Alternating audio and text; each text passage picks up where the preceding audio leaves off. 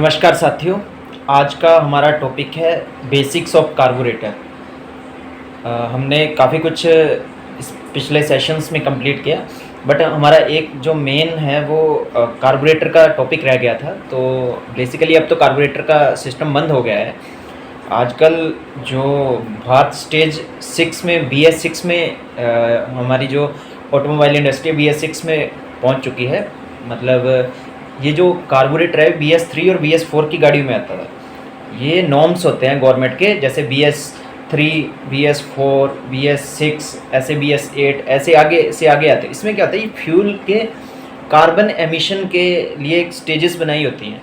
तो अभी हम प्रेजेंट सिचुएशन में BS6 में चल रहा है हमारा पूरा ऑटोमोबाइल सेक्टर। इसके लिए क्या होता है, समय के साथ साथ गवर्नमेंट डिसाइड करती है कि जो हमारे वाहन रोड पे चल रहे हैं वो कितना कार्बन एमिशन है जो पृथ्वी पे या वातावरण में भेज सकते हैं। उसी ही आधार पर जो मैन्युफैक्चरर हैं डिसाइड करते हैं कि टेक्नोलॉजी में क्या बदलाव करने हैं।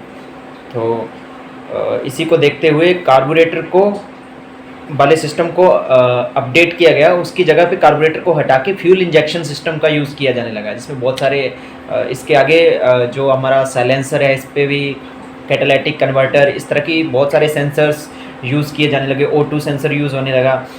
तो इसके साथ साथ समय के साथ इसको अपग्रेड किया गया। तो बट हमें पता तो होना चाहिए, क्योंकि ओल्ड जो BS4 या BS3 की गाड़ियाँ वो अभी भी मार्केट में घूम रही हैं।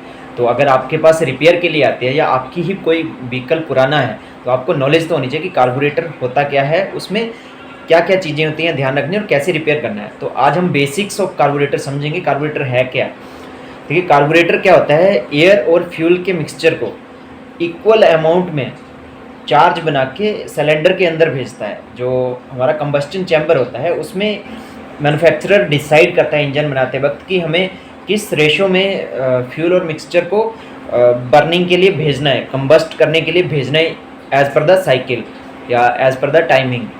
तो उसका जो रेशो है, एयर और फ्यूल का रेशो है, वो जो मिक्सचर तैयार होता है, कंप्लीट चार्ज तैयार होता है, वो कहाँ चार्ज होता है, तैयार होता है कार्बोरेटर में।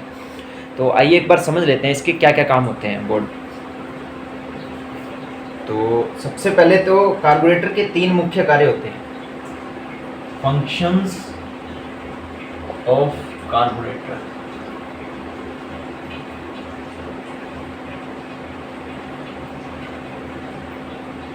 और नंबर 1 पे है मिक्सिंग।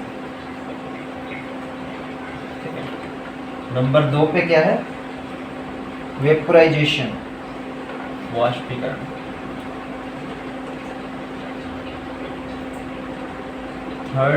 थर्ड पे क्या है, ऑटोमाइजेशन।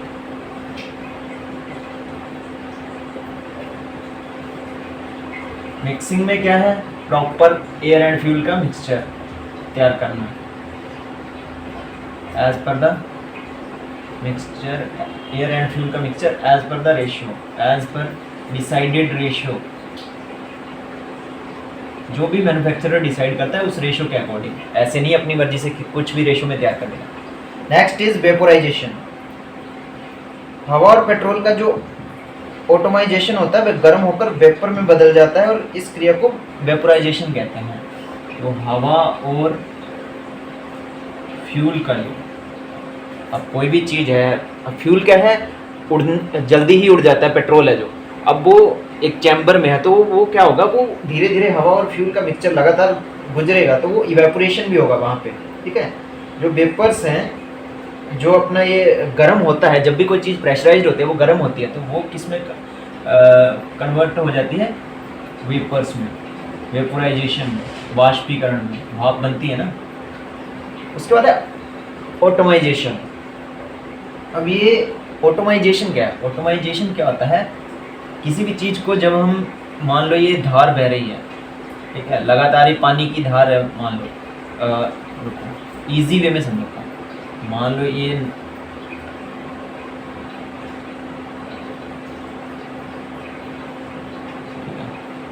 घरों में नल होता है ना, मान लो ये कुछ इस तरह का है। अब इसमें से लगातार पानी बह रहा है, ठीक है, अब इसके अंदर इसी के आगे हम अगर जेट स्प्रे लगा दें या ऐसे नोजल लगा दें, तीखी वाली हाई प्रेशर या हाई प्रेशर जेट स्प्रे लगा दें यहाँ पे, तो ये जो पानी ऐसे बह रहा है, ये जो जब किसी नोजल से निकलेगा हाई प्रेशर के साथ, तो ये क्या होगा, फाइन पार्टिकल्स में बढ़ जाएगा, छोटे छोटे पार्टिकल्स में। ये धार है कन्वर्टेड इनटू फाइन पार्टिकल्स। तो इस प्रोसेस को क्या बोलते हैं, ऑटोमाइजेशन।